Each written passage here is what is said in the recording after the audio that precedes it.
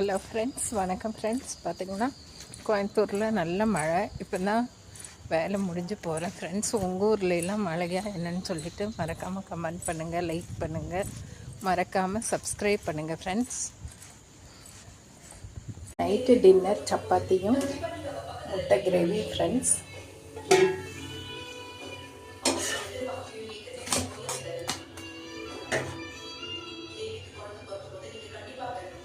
அப்பா பசியோட இருக்கிறாரு, செஞ்சு கொடுக்காட்ட திட்டு விழுந்து விடும்.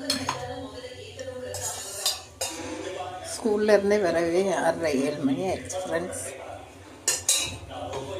இன்னைக்கு மழையாச்சுங்களா